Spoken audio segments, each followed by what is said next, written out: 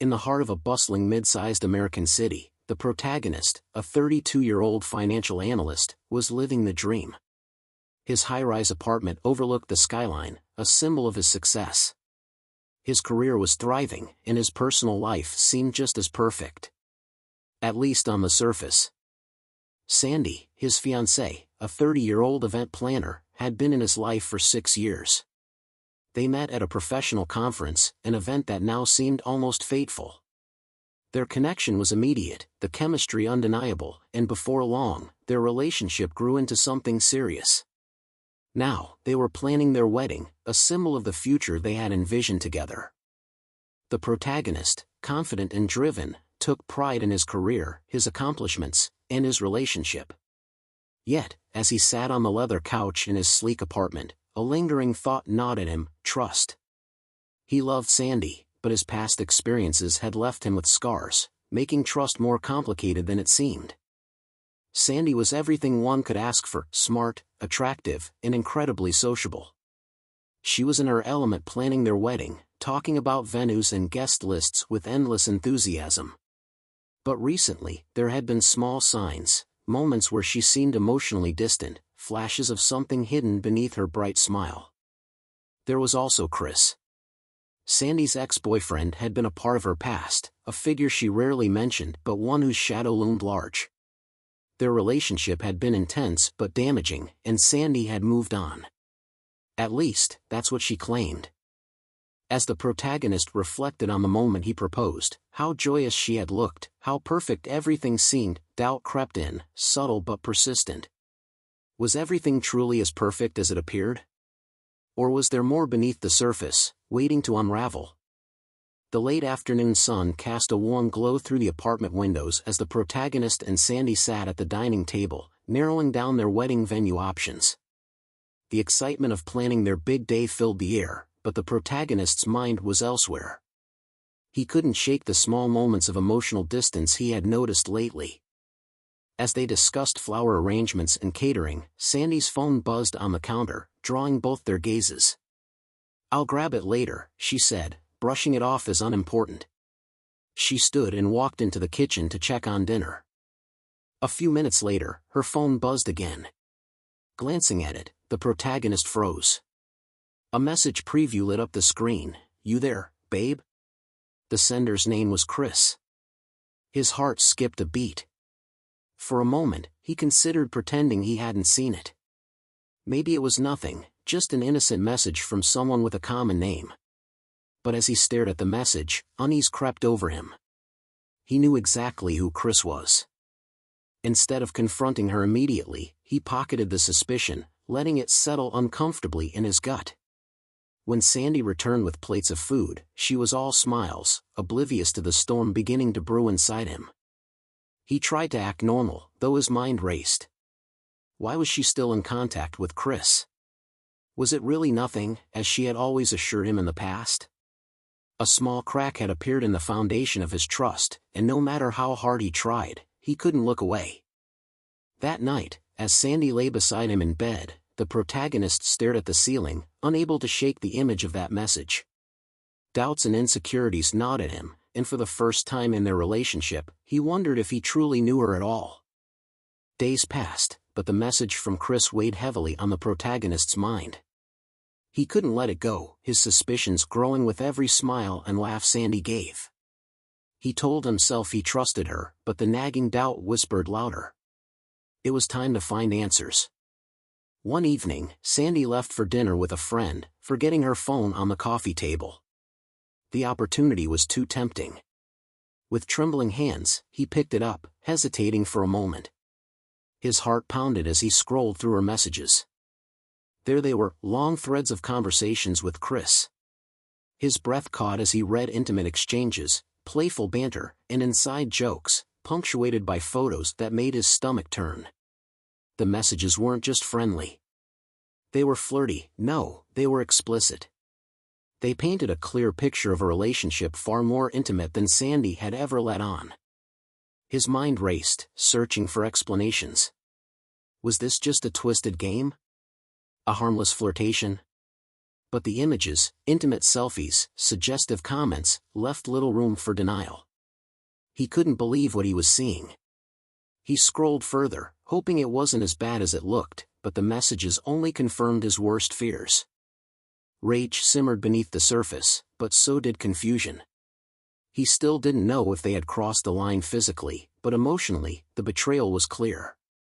His chest tightened as he thought about everything they had built together, now tainted by lies. As the weight of her betrayal settled in, the protagonist felt an overwhelming mix of emotions. Anger, hurt, disbelief.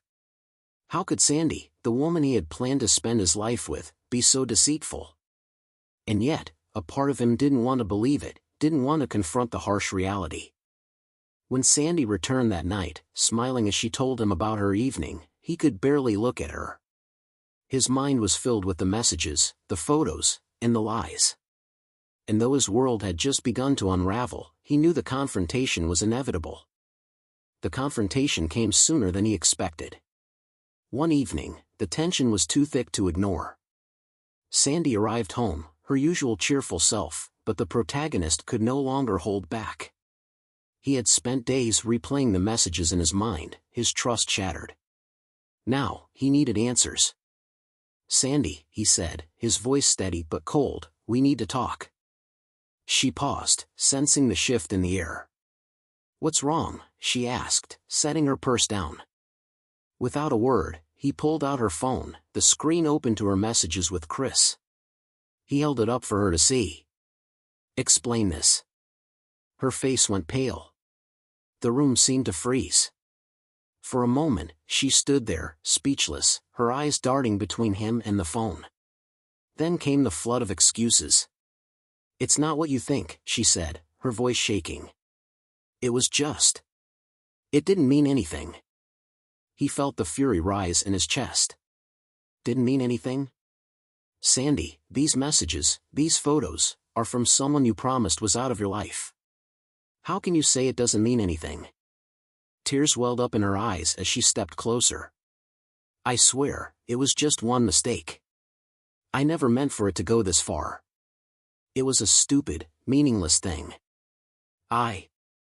One mistake," he interrupted, his voice rising. "This wasn't just one message, Sandy. You've been talking to him for weeks, maybe months. How am I supposed to believe anything you say now?" She broke down in front of him, her sobs filling the room.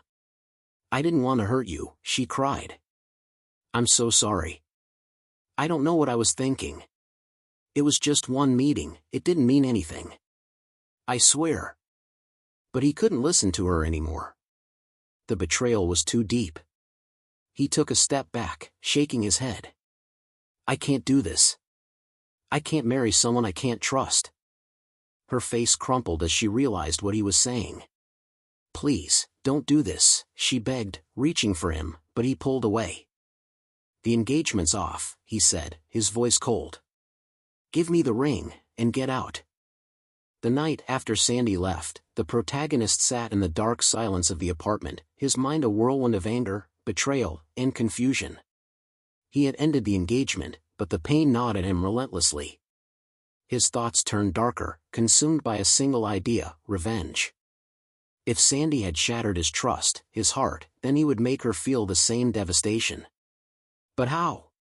His mind drifted to one of Sandy's most hated colleagues, Sophia. They had never gotten along, and Sandy had always expressed disdain for her. That was it.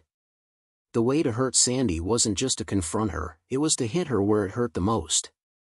Without hesitation, he pulled out his phone, found Sophia on social media, and sent her a charming message. The response was quick, filled with surprise but interest. He knew exactly how to manipulate the conversation, using every ounce of his charisma to pull her in. A few days later, they met for drinks. The entire evening was a calculated move, each word designed to charm her, each smile to pull her closer. And it worked. By the end of the night, they were back at his apartment. The satisfaction wasn't in the act itself but in what it represented, his revenge against Sandy. Afterward, he took explicit photos of them together, saving them on his phone. It wasn't enough to hurt Sandy emotionally. He wanted proof, something undeniable that would twist the knife deeper when the time came. For a brief moment, he felt a dark sense of satisfaction, but it wasn't enough. The anger still simmered, and his plan for revenge was only just beginning. The revenge didn't stop with Sophia. The protagonist's bitterness fueled him to go further, to dig deeper into Sandy's past. He remembered Melissa, an old friend who had a falling out with Sandy years ago, another woman she despised. Perfect. He tracked Melissa down, starting the same process. A few clever messages on social media, followed by casual flirting, and soon they agreed to meet. Melissa, unaware of the protagonist's ulterior motives, fell easily into his trap. Like with Sophia, he seduced her, then took compromising photos. The satisfaction was fleeting, but the power of holding these photos in his hands gave him a sense of control, a twisted way to balance the pain he felt from Sandy's betrayal. But with each act of revenge, a gnawing emptiness began to grow inside him. He had expected to feel victorious, triumphant, but instead, the emotional void deepened. The once fiery anger started to fade, leaving behind a hollow sense of purposelessness. He had hurt Sandy, yes, but at what cost to himself? Sitting alone in his apartment, surrounded by evidence of his calculated betrayal, he began to question everything. Was this revenge really giving him the closure he craved, or was it just deepening his wounds? The moral lines he had once stood by were now blurred, his actions driven by pain rather than reason. In his darkest moments, he started to feel the weight of his choices. He wondered if hurting Sandy the way she had hurt him would ever bring true peace. And yet, despite these doubts, he knew there was one last confrontation left, a final showdown that would either break him or set him free. The stage was set, and the endgame was near. The day of the final confrontation arrived. The protagonist arranged to meet Sandy at a quiet cafe, the kind of place where they once spent afternoons dreaming about their future.